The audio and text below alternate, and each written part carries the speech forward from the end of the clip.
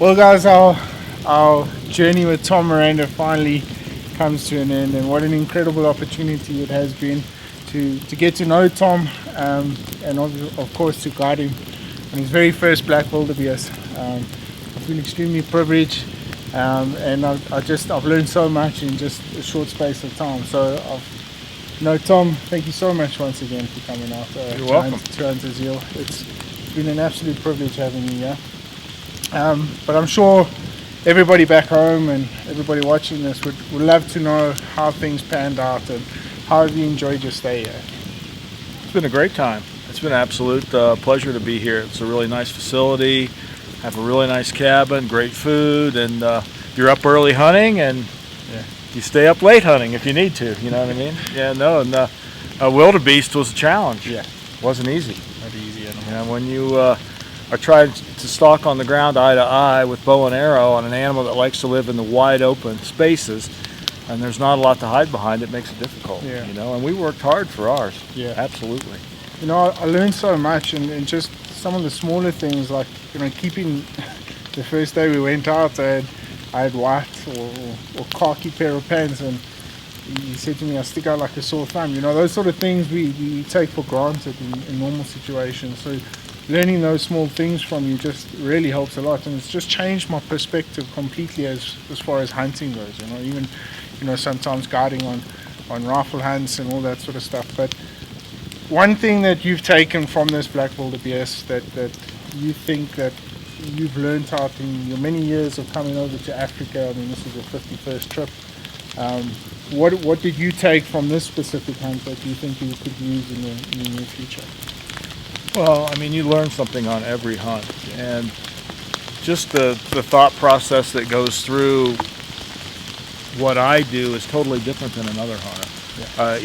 Even a bow hunter, in the sense that I have to capture it on video. Yeah. And a lot of this I'm doing on my own, or teaching you how to do it, my guide how to do it, so we can capture that impact shot with the camera.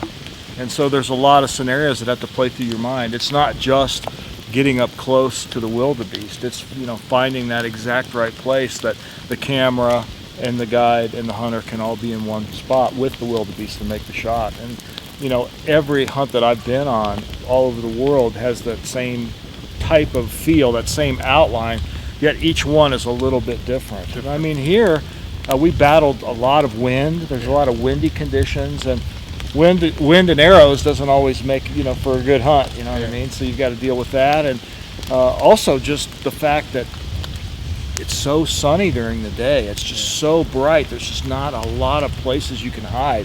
I mean, even if you get in a bush out in the open flats, you're somehow still in the sun some way. It just really made it tough hiding on these things. And we were really blessed to have country that had good relief where we could stay hidden right up to the very end before we could get the shot, you know. And it's going to be a long shot on these because they don't like to get close to brush. Yeah. So, like you said, I mean, it's great country.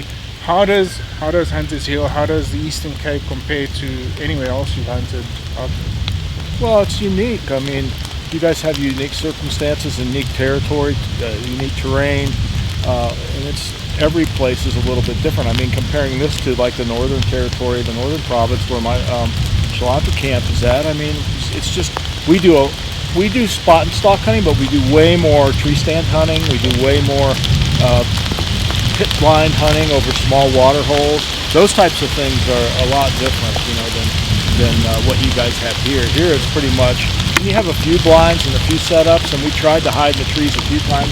That didn't work out for us, but it's a little bit more, I'm not going to say refined, but it's a little bit more refined there because we've been doing it for almost 20 years. So it's every year that you do bow hunting, you learn one little extra thing here and one little extra thing there until you keep modifying your plan until your camp is exactly what you need. And I think you learned a lot on this trip too about what Hunter's Hill needs to adapt itself into being more of a premier bow hunting destination. Yeah, no, and that's one of the things you know we're truly grateful for, because it's years of experience coming out, understanding our sort of animals that we'll take these lessons going forward. But you know, interesting thing. I don't want to get into the hunt too much because I know you would love to tell that story, but one of the reasons and one of the tactics that we developed, especially on the black wildebeest, was the ambush tactic. And I saw just from the past days that we were trying to hunt these animals how effective it is. And what was the thought process behind that?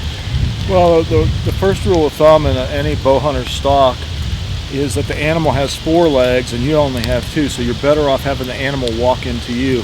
And that's especially true with the camera because it's hard. You have so much to set up. It's one thing to be a bow hunter and get into position and just knock an arrow and just be ready. Yeah. It's another thing to set up the tripod, set up the camera, make sure that it's the right focus settings, make sure everything's right, and then get your bow ready and all that. So, what I like to do is I like to see animals moving, try to determine where I think they're going to go. Hopefully there's a pinch point ahead. There's some place, a feature that I think they may walk by, this or that, and then I can move ahead quickly around, get into position, and then hopefully they'll walk by me within range. And I mean, that was a tactic that we used on this hunt. I mean, we saw lots of black wildebeest, but it's hard to hunt a herd, especially with bow and arrow. So you need to find 2 or 3 or 5 that are walking on their own by themselves. Bulls walking on their own gives you a much better chance than cows, calves, bulls, herds, and that was the situation we had.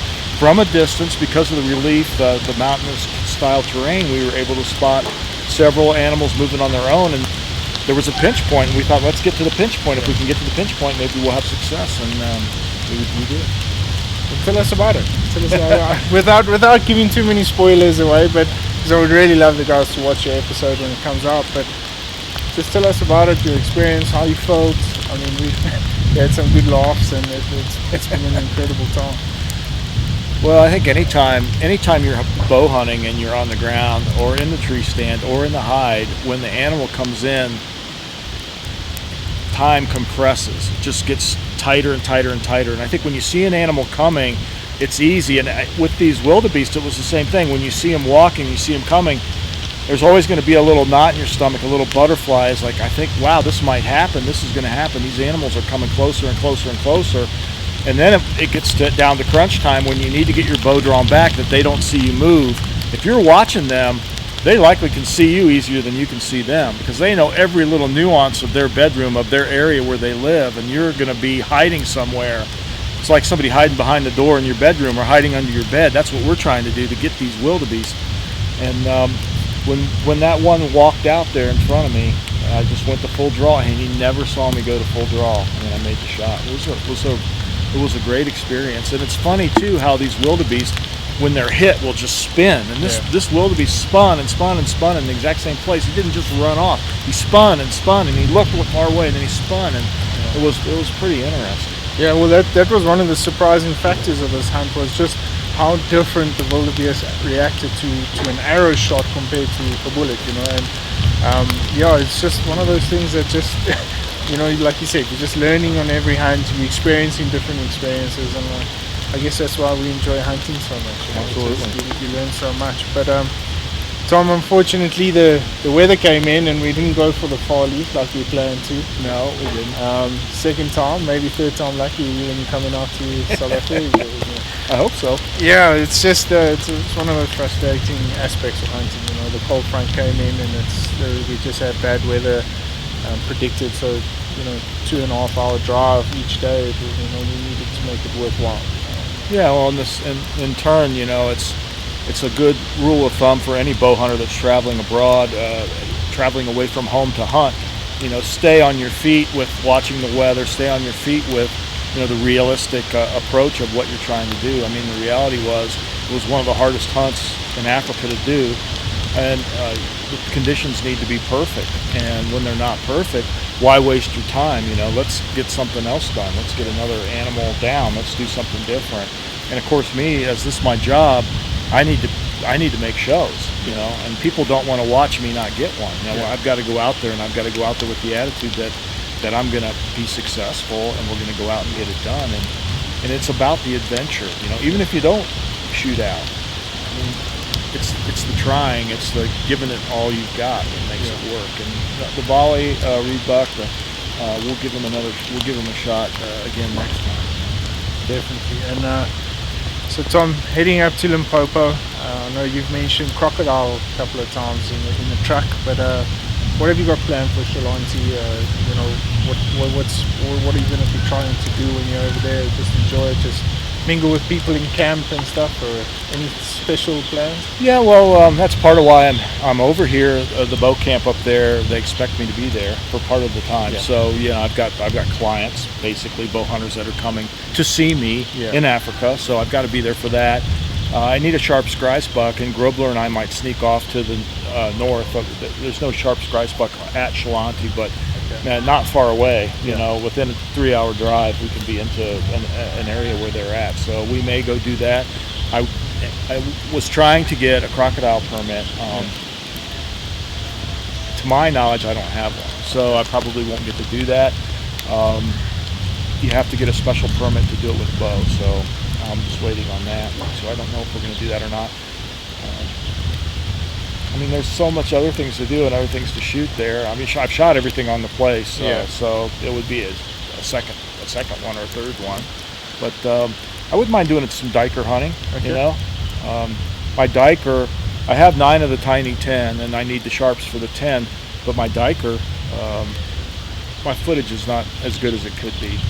It was obscured by bushes and things when I shot, so maybe I'll do another one of those. Well, Tom, the cold weather's getting in here fast, and we've got a nice pig on the spit, so I don't want to keep you too long. However, guys, I've asked Tom to sign a few of PH Journal's merchandise that we'll be giving away. All you've got to do is, of course, head along to YouTube, subscribe to YouTube and the Instagram and Facebook pages, like, share and comment, tag a couple of buddies in. All the rules and terms and conditions will be on there.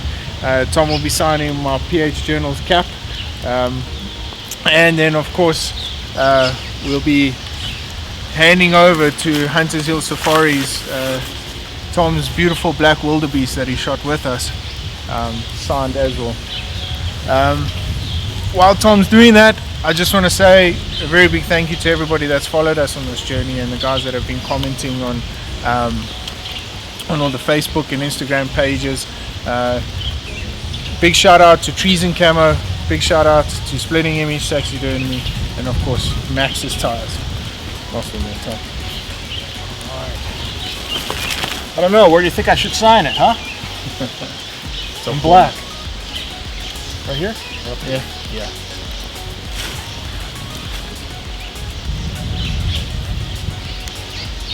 And I'm sure I'll share some of the details with you when the episode will be launched. I know in America, where can they catch your show in America? I'm on Outdoor Channel. Outdoor Channel, and then of course we'll probably tag you, or we'll share wherever it goes. Facebook's good. Yeah. Very good. Cool. Tom. All right. Thanks a lot. Thanks so much, guys. Tune in next time and on the next Sunday discussion.